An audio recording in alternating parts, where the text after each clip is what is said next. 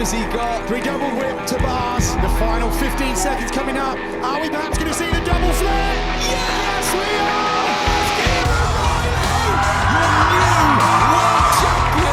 It's Kieran Riley! Oh my word, look at It was just the perfect day, and I've actually done it. The main goal going to Glasgow was actually just to get a spot for Team GB in the Olympics. It's my time now! Somebody used to live next door a couple of years ago and she came over and she's like, "Yeah, how are you? What's it like having a famous son?" And I was like, "What? Oh, Kieran." I grew up in Leam Lane in Gateshead, Newcastle. It's definitely seen as a working class community, and it's definitely somewhere I'm proud to come from. That's where I got a lot of my ethic from. My dad's the hardest working person that I've ever met, and we never ever went without no matter what. And that upbringing has helped me get to where I am now, and I'm super grateful for it. We made the drive up today. Got 3.5 hours to get up here and see the family. My mum and dad are going to get on camera and do a bit of an interview. Thought my mum was nervous till I saw my dad, so we'll see how that goes. All right. Oh.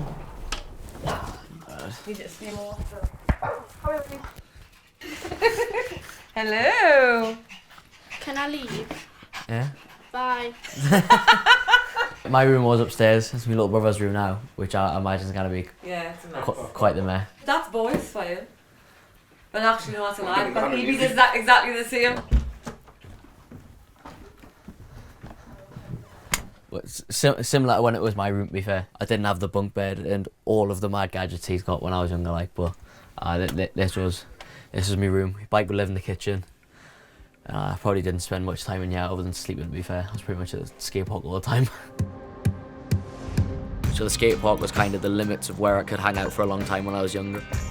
Always knew where he was, he would never anywhere else. Just shout at the front door and he would come in. It was all about getting a bike when I was a kid for Christmas. Asked for a BMX. We asked for We The People actually, and I didn't even know what We The People was like at the time. Yeah, it's quite mad, but I just fell in love with it super quick, and like I say, every moment I was outside of school, I was at the skate park. Alright, bro. When was the last time you picked up your bike? Still in the shed? Still in the shed, just collecting dust.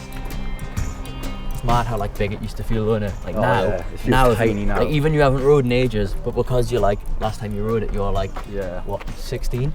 That ramp was called the Big. Yeah, the big ramp. I actually wouldn't mind getting another session though. You want another session here? Now it would be a fun park, you know what I mean? Because Yeah, you yeah. wouldn't have like. Because you know what you could do.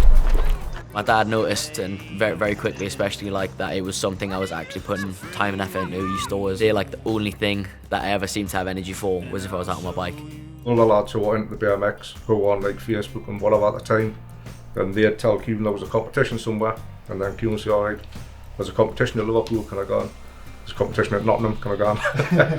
wherever it just happened to be around, we just jump in the car. I knew that fuel and these hotels and driving there and back on a Sunday night before he had work wasn't ideal for him, and he made it work, and all that experience was just where it all started, and probably where I got like my competitive mindset from, which has massively helped in everything that's happened so far. All through school I always had like this dream, I suppose you'd say. By the time I left school I'd have this crazy sponsorship and I could just leave school and ride my bike forever, and that was what I always wanted. And I think I got to like my last year in school in year 11 and I was like, oh, still hasn't happened. So I went straight in for an apprenticeship doing joinery. Something to keep him going, even just to fund his riding at first. But then obviously you can't ride full time when you've got a full-time job as well. I'd go to work, I'd get home at like 4:30, usually get freshened up, then pad up, go to BMX night for 7 PM at the local park, and that routine just like made such a huge impact, because when I was at the park, I was really making the most of the time I had there. I was maybe halfway through my 3rd year of the apprenticeship, and I got an offer for my first paid opportunity, a paid sponsorship. So along with quit my job, I kind of pitched the idea like, look, if I'm quitting my job and I'm free to ride, I want to be using that free time to ride at the best facility in the UK, and so I made the move from Newcastle to Corby.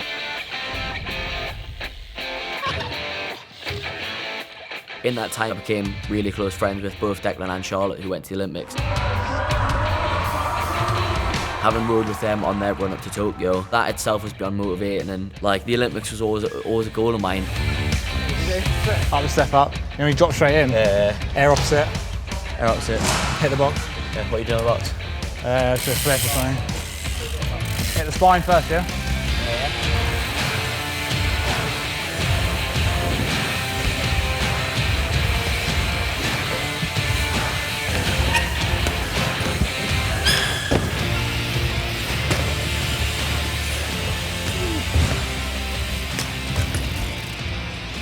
Nice. It was unreal, it was scary. I was talking earlier about watching you in Charlotte when you was at and it's like, that feels like not long ago. No. Like that was when I just moved to Colburn.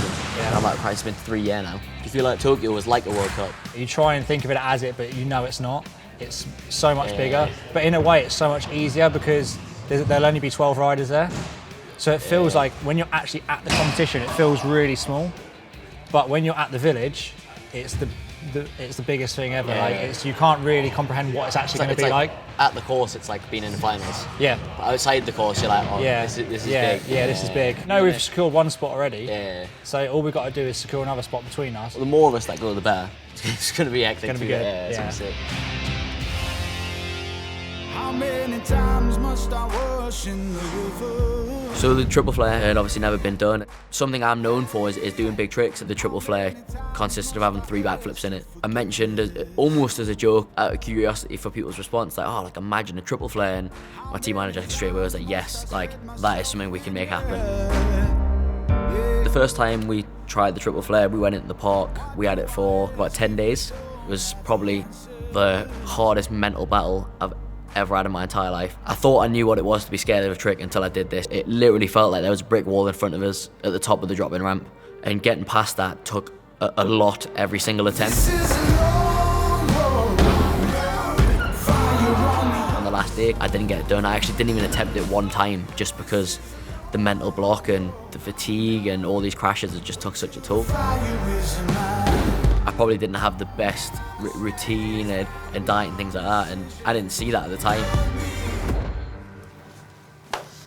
Kieran, Wait, how you doing, man? yeah, not bad, not You bad. okay? Yeah, squeeze that Smashing it shit. lately, isn't Yeah. you? Get yourself in there for a session, my boy. Get some weights out, is it? It's kind of known as like one of the more painful workouts in CrossFit, but in a short amount of time, you definitely feel like you've done something. I see CrossFit now as like my second hobby, you know. I love watching it, love doing it, and that has made such a big difference on how I visualize my training. That was hard.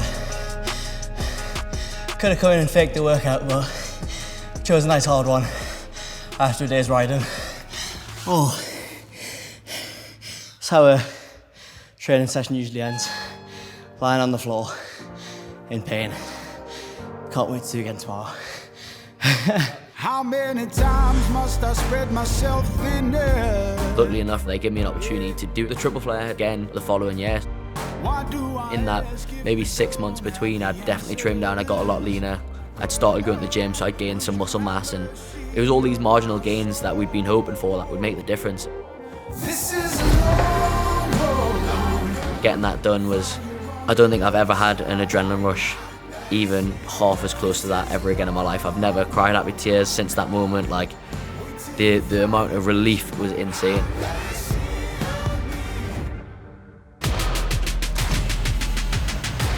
At the next Olympics, if I get a spot for Paris, the pressure's definitely on, you know what I mean? The last time we went there, we had 2 GB medals.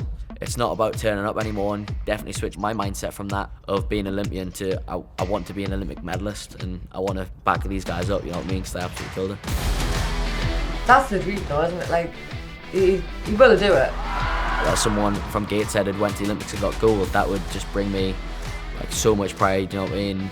Try and put where I'm from on the map, and it's going to be quite a surreal experience to go there and do Newcastle proud. We'll go to the Olympics, we'll get gold, and then we'll open a skate park in Newcastle. Oh, and that can move back up, you know? And then I'll get you back up the shed. Yeah. That'd be a good idea.